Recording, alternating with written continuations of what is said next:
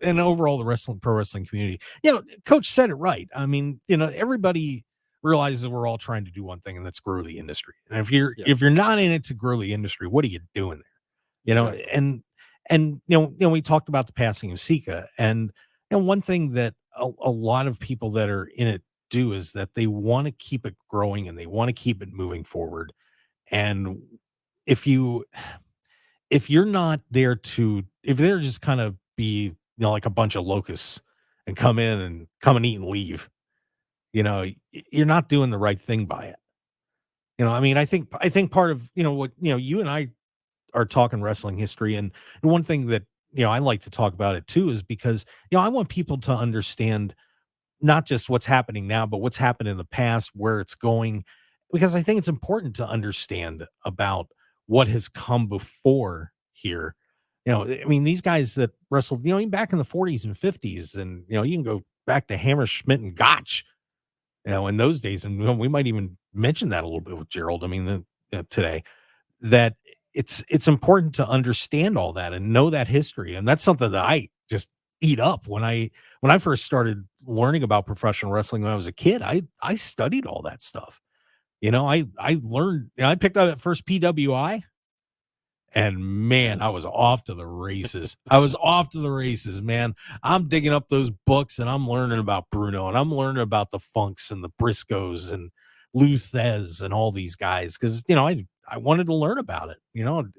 It's like any other sport that you care about. You want to understand not just what's happening there, but who came before and know all about it. So it's important. It really is. Absolutely. If not for those founding fathers, so to speak, the industry wouldn't be where it is today. You have to pay homage. You have to learn about it. You have to keep bringing it up. You have to keep it alive. From stuff going back, like you said, from Bruno in the 60s and 70s, all the way through, the turn into the 80s, where you started to have, quote unquote, that was the golden age, then into the Attitude Era. Uh, the people today you have to keep those memories alive from the older generations of wrestling, because that's where it all was born. I mean, today, everyone watching it, you're seeing it on you're seeing it live on TV, you're seeing it on national networks. It wasn't like that when you and I started watching it. It No.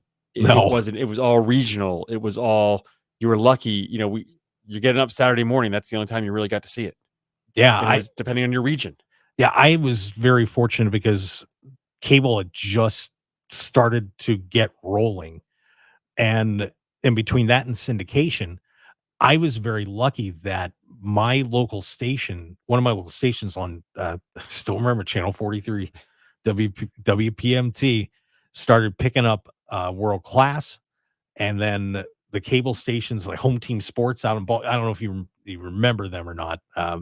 They eventually, I don't know if they became Masson or they just dropped out, but they started picking up Mid South a little bit, but they had Florida Championship Wrestling, Mm-hmm.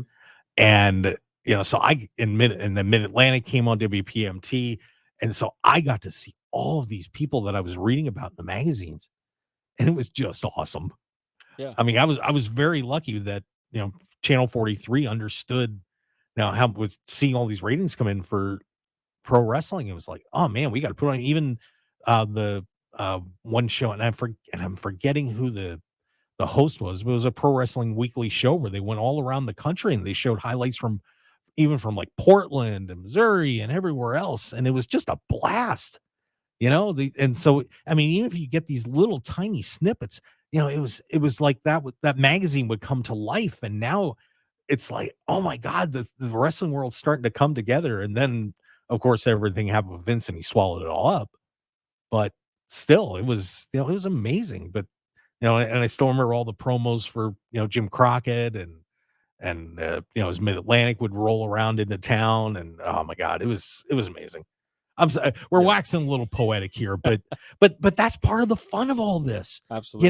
And then the kids that are watching now that are in their 20s, they're going to be telling their kids about the bloodline and Cody Rhodes, and like we talk about Dusty, they're going to talk about Cody. Cody. You know, Yeah. it's it's just too much. It's almost, has wrestling really turned the corner now? Are we entering a new golden age for wrestling? Oh, I think so. I mean, is it really a possibility here? Oh, I definitely think so. And you're in a position now where it's back in the heavily in the mainstream. Yeah. And you can say what you want about Vince McMahon, but the one thing that Vince saw that vision of, we've got to get this out of the regional area, and you know and it's kind of a smoky cigar filled room event, and we've got to make this something bigger. And you have to give him credit for that he had that vision. And I and it started with the MTV thing. If Yeah. you remember, what actually led to WrestleMania was the Brawl to Settle It All with Cyndi Lauper, and you had Wendy Richter and Moolah, which then trickled into Mr. With Roddy Piper hitting Lou Albano, and then that brought Hulk Hogan in and Mr. T, and all of a sudden we have WrestleMania, and off we go. Yeah. Off we go. It was, it was visionary. It was. He truly was. I mean, to have that vision, to be able to see where this needs to go, and not only that, but be able to take it there. Yeah. I mean, I think people really thought when he did the first WrestleMania that he was nuts. Who's going to pay to watch this? Who's gonna do a pay per view to watch this on TV? And that was huge. And like I said, Vince is obviously in a very bad place right now, but he risked everything. I mean, Yeah. if you look at some of the stories about leading up to WrestleMania, took out second mortgages and every dime he had. If that didn't work, he was dead in the water. And I still remember going where I saw that first WrestleMania. It was on closed circuit TV at locations all over the country. There's your promo.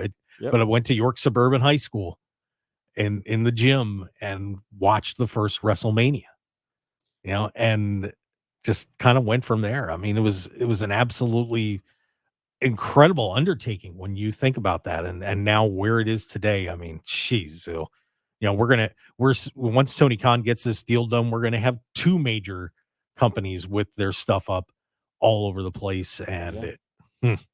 incredible stuff. All right, I think we need to take a break. Okay. Let's take a break because I could do this all day.